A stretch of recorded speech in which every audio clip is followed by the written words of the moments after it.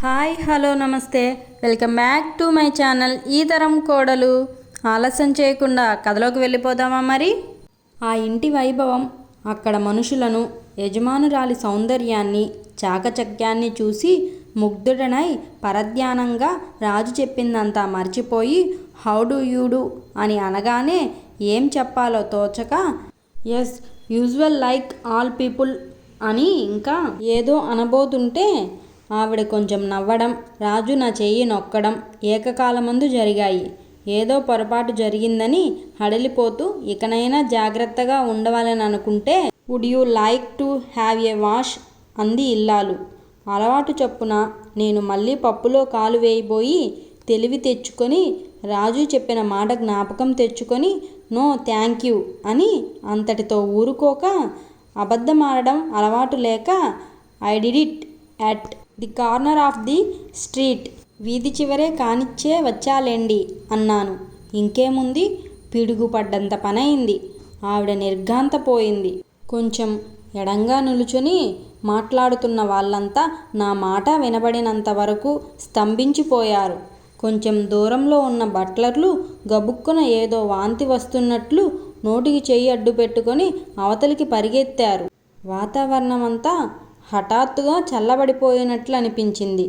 ఏంరా భగవంతుడా, నేనన్న మాటలో తప్పేముంది, వీళ్ళెందుకిలా గడ్డగట్టుకుపోయారు అని గజగజలాడుతూ కన్నీళ్లు పర్యవంతమై గుడ్లొప్ప చెప్పి చూస్తుంటే యజమానురాలే ముందు తేరుకొని తెలివి తెచ్చుకొని అందరికేసి ఒకసారి చూసి ఒక చిరునవ్వుతో వాళ్ళందరికీ చైతన్యం కలిగించి very good mister, very good Sam, very good, come along, బాగుందండి, చాలా బాగుంది, రండి అని నన్నక్కడ అందరికీ రాజు సహాయంతో పరిచయం చేసింది.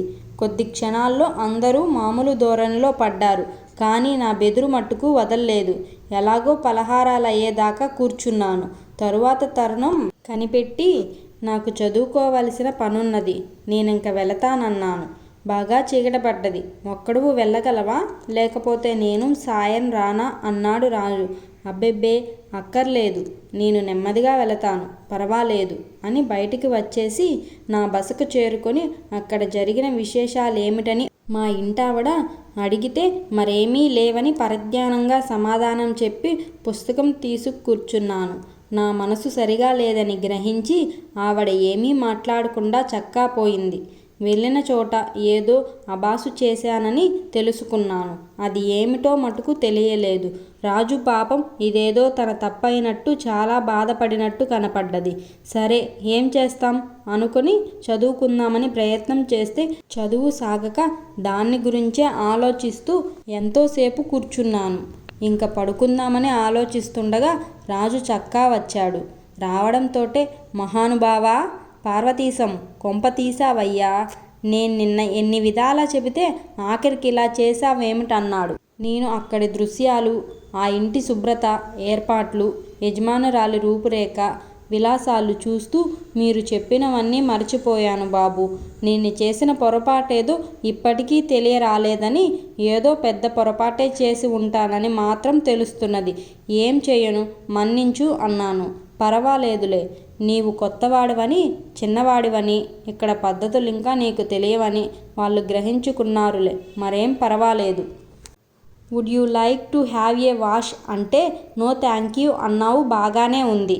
అంతటితో ఊరుకోక వీధి మొగని కానిచ్చానని చెప్పడం ఎందుకయ్యా, నువ్వెక్కడ చేశావో, ఎలా చేశావో, నుంచునా కూర్చునా అని ఏమన్నా నిన్నడిగింది గనుకనా? ఇలాంటివి ఇక్కడ సంఘంలో చాలా అసభ్యులుగా పరిగణిస్తారు. అంతకంటే ఏమి కొంప మునిగిందేమీ లేదు. పర్వాలేదులే, దానికోసం ఏం బెంగపెట్టుకోకు అన్నాడు రాజు. ఆలస్యమైంది, పోతాను, మళ్ళీ రేపు కలుసుకుందాం అని చక్కా పోయాడు. నేను వెళ్ళిన మొదటి టీ పార్టీ ఇంత గమ్మత్తుగా నడిచింది కదా అని నేను నవ్వుకుంటూ మంచం మీద వాలాను. మర్నాడు పొద్దున్నే గత రాత్రి జరిగిన సంగతంతా రాత్రే మరిచిపోయాను. నా అవశిష్టాలు తీర్చుకునేసరికి మామూలు పద్ధతిన మా ఇంటావిడ మిసెస్ థామస్ కాక ఆమె చిన్న కూతురు నాకు పలహారం అమరుస్తోంది బల్లమీద. నేను ఇదేమిటన్నాను. ఆ అమ్మాయి కూడా కొంచెం నన్ను చూసి సిగ్గుపడుతూ తల వంచుకొని చిరునవ్వుతో గుడ్ మార్నింగ్ మిస్టర్ శామ్ మా అమ్మ వాళ్ళకి కొంచెం బద్ధకంగా ఉంది. అందుచేత మీ పలహారం నేను తీసుకువచ్చాను. మీరేమీ అనుకోరనుకుంటాను టాటా అంది. నేను నవ్వుతూ అయ్యో వెర్రిదానా, అనుకోవడానికేముంది ఇందులో, చాలా సంతోషం. అంటే మీ అమ్మకు బద్ధకంగా ఉన్నందుకు కాదు సుమా, నువ్వు తీసుకువచ్చినందుకు సంతోషం అన్నాను. అలాగా అండి, నేను తెస్తే మటుకు సంతోషం ఎందుకు అంది ఏమీ ఎరగనట్టు.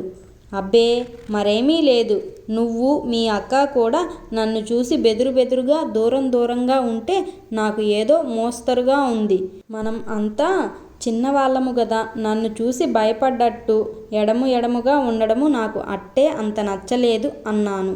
మాకు అటువంటి ఇదేమీ లేదు. మేము తరచూ మీతో మాట్లాడుతుంటే ఏమిటంత చొరవ అని మీరు అనుకుంటారేమోనని కొంచెం సందేహిస్తూ వచ్చాము.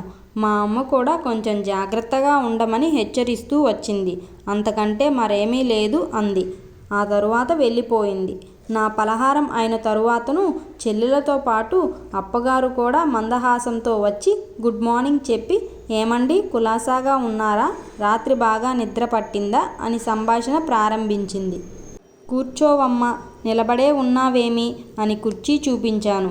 ఈలోపు చెల్లెలు బల్లమీద ఉన్న పలహారము సామాన్లు తీసుకువెళ్ళి లోపల పెట్టేసి మళ్ళీ వచ్చి బల్లమీద గుడ్డ దులిపి సరిగా వేసి వెళ్ళనా వద్దా అని సందేహిస్తున్నట్టుగా అక్కడే నిలబడితే, నీకు తొందర పని లేకపోతే నువ్వు కూడా కూర్చోరాదా అన్నాను. కూర్చోమని అప్పగారు కంటితో సంజ్ఞ చేయడం నేను గమనించాను. మీరిప్పుడు ఎక్కడకు బయటకు వెళ్ళరా అంది చిన్నమ్మాయి. ఇప్పుడప్పుడే ఎక్కడకు వెళ్ళను, కూర్చోమన్నాను. వాళ్ళిద్దరూ నాతో నిమ్మలంగా సంభాషణకు ఉపక్రమించారు. మా ఇల్లు ఎలా ఉందండి అన్నది పెద్దమ్మాయి. చాలా బాగుంది ఇల్లు, మీ ఇంట్లో వారు కూడాను అన్నాను. ఓ అంది నవ్వుతూ ఆ అమ్మాయి.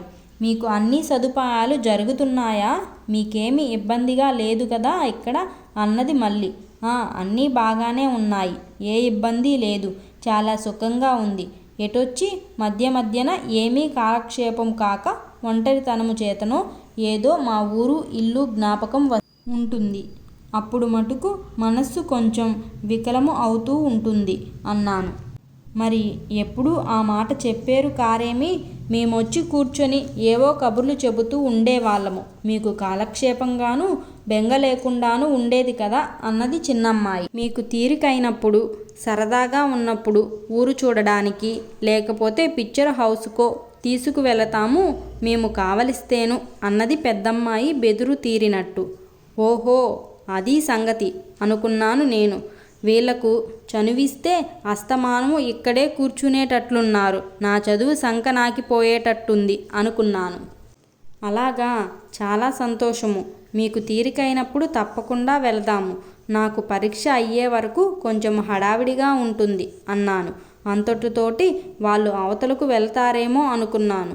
అలా కదిలే సూచనలేమీ కనబడలేదు. నిన్న సాయంత్రము ఎక్కడికి వెళ్ళారండి, ఏదైనా పిక్చరుకా అంది పెద్దమ్మాయి.